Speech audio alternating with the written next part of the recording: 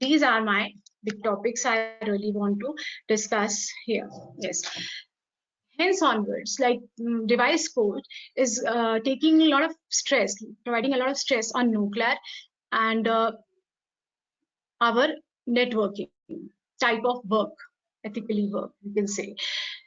So when we talk about NOCLAR, non-compliance with laws and regulations, it's important to see and understand that while providing a professional service to a client or for an employer, we can consider him as a professional accountant, be in practice or in business. When we say that professional accountant in a business, it says that we are in service.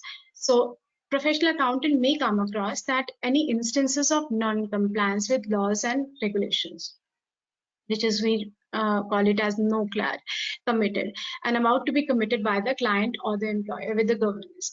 So the management, so what is the responsibility? Now this code of ethics, after is going to be applicable very soon, making it clear that if you are accepting any kind of audit assignment, there where as a chartered accountant you find that there is some NOCLAR existing, and still and you are not you are not taking an action on it, and still you are taking up that assignment, again this will be considered as a misconduct, which earlier was not taken much care of.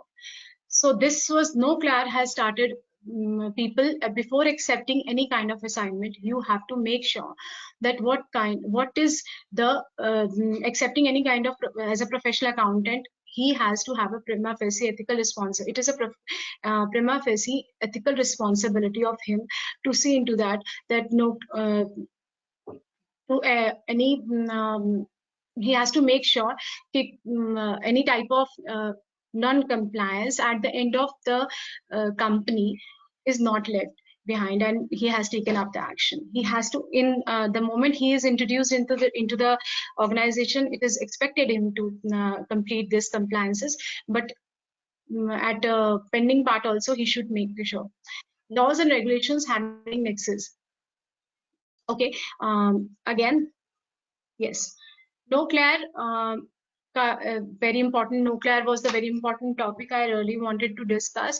Apart from this, there is one more major change which is going to affect many of the CAs, and in actual sense I have seen, and wherever I have given any type of session on code of ethics, I always get a query on this, because many a time I have seen, like I try to cover a self-interest threat. Again, this major changes covers one important topic, one important point, which is fees, relevant size. In the recent code, we see that where for 2 consecutive years, total gross annual professional fees and from related entities from one organization or related entities represent more than 15%. Earlier to this code, it was 20%, which is now reduced to 15% of the total fees. The firm shall make a disclosure.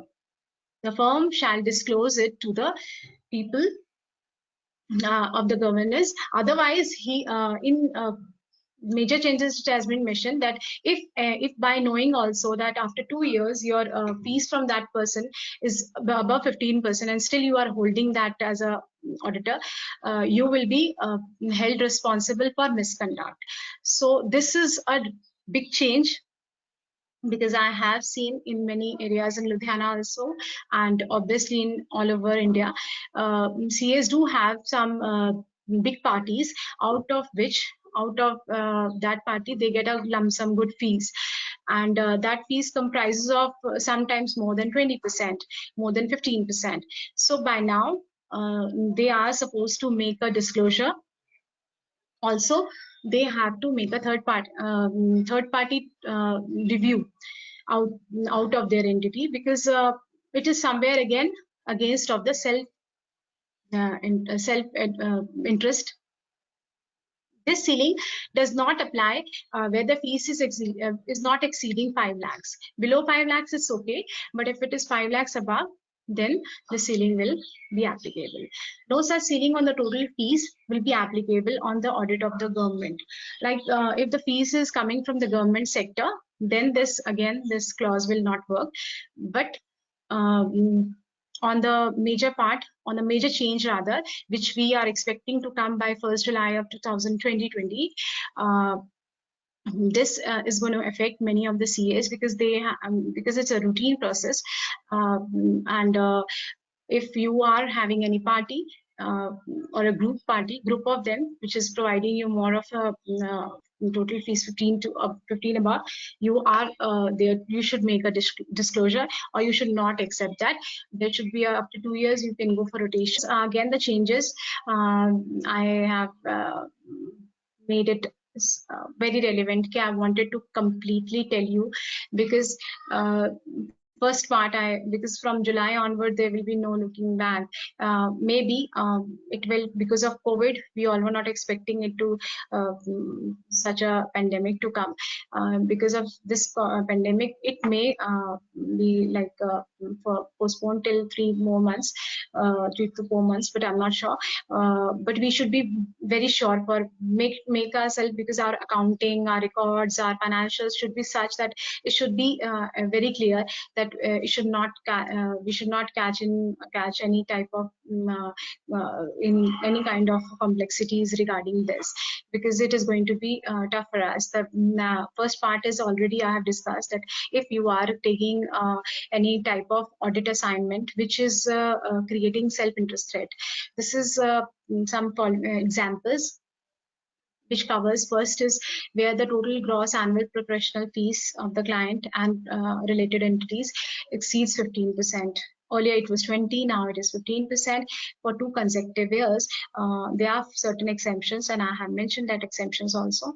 So I'll not take much time on it. Second is important, ceiling on non-audit fees. Yes. Ceiling on non-audit fees is aggregate remuneration for non-audit fees should not exceed the aggregate fees of the statutory audit. Taxation से आपको कम आप audit पे कम पैसे ले रहे हो उनसे, और आपका जो नॉन ऑडिट फीस है, non audit fees comprises of like attestation या कुछ, तो अकाउंटिंग ऐसा कुछ करके आप you are taking more remuneration, तो वो भी एक तरीके का आपका मिसकंडक्ट होगा. So again, there is a clause which says that there should be a ceiling on non-audit fees. You cannot take anything more than that, anything more than a statutory audit fees. ठीक है.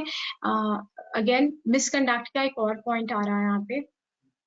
Quoting fees lower than another accountant is not in itself unethical.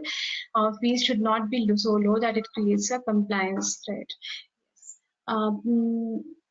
As we have already seen, because of taking tenders, I remember Sana ma'am was also telling regarding the tenders, we have seen just to take up the tender, we quote certain kind of minimum fees should be mentioned. Let's say the minimum fees is 10,000, and for any kind of audit, you are not sure, just to make it, just to get the tender, आप उसको 10,000 के just next possible में उसको डाल देते हो, and you get the tender.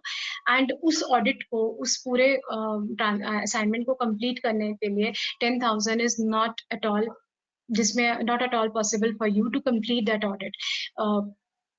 उसकी costing भी कंप्लीट नहीं हो सकती है, उस ऑडिट को कंप्लीट करना तो बहुत दूर की बात है. तो फिर वो एक तरीके का मिसकंडक्ट ही होता है. Just to grab the work, you can not start quoting below to below, because it is undercutting and it is affecting the entire profession. तो ये एक मिसकंडक्ट है, और इसको कब डाउन करने के लिए टेंडर्स भी इंट्रोड्यूस किया. टेंडर्स वाला कोटेशन, टेंडर्स वाली जो 7 अप्रैल 2016 को नोटिफिकेशन आई थी, और उसके बाद ये भी जो अब आ रही है 1 जुलाई 2020 के बाद, कि you cannot quote fees lower than any other accountant. Yes, I mentioned this. I was covering this also. The fees which should not be based on percentage of the profit, which is contingent, the finding of which is not sure, you cannot take up. This is also going to be. This is also very recently introduced कि आप ऐसा कोई audit assignment नहीं ले सकते हो जिसमें आपके प्रॉफिट्स के बेसिस पे आप परसेंटेज डिसाइड करके अपने रेम्यूनरेशन ले रहे हो, and that too on a percentage basis. So it is again a misconduct. You should not go in for it. And again, one more significant changes. In a significant part of the fees is not paid. Yes, happens. We have seen CAs को normally ऐसी fees मिलती है, audit हो जाता है और अगले साल का ऑडिट होने वाला होता है, तब आपकी ऑडिट फीस स्टैंडिंग ही रहती है, अकाउंट्स में खड़ी रहती है. तो वो एक बड़ा इशू है जिसको ये रिसेंट चेंजेस में इंट्रोड्यूस किया गया है कि आप if your significant part of fees is not paid before the audit fees of the following year is issued, it is generally expected the firm will require payment of such fees before such audit report is issued. The requirement and application material set out under section 511 of Code of Ethics, which respect to loans and guarantee, might also apply to situations where such unpaid fees exist. So again, fees is unpaid रह जाती है, because the moment your fees is remaining unpaid, you are developing a life kind of self-interest threat. You do not want that company to in any type of liquidation because your fees, your amount, your substantial amount is involved in it. So this was the major point. Again, sixth point is very relevant because we have seen this also happening. A firm and network firm or audit team members shall not accept. Again, it is coming very clear, broad, that you are not, any CA, any chartered accountant is not supposed to, shall not accept any gifts, hospitality from audit clients unless the value is trivial or inconsequential. Normally, gifts के form में बहुत ज़्यादा lucrative incentives दिए जाते हैं, जिससे कि आपका इंटरेस्ट उस कंसर्न के लिए बायस्ड हो जाता है, तो आप उसको जज नहीं कर पाते सही तरीके से. इसलिए आपको कुछ भी आपको या आपकी टीम मेट्स में से किसी ने भी कोई गिफ्ट्स या hospitalities from audit, you are not suppose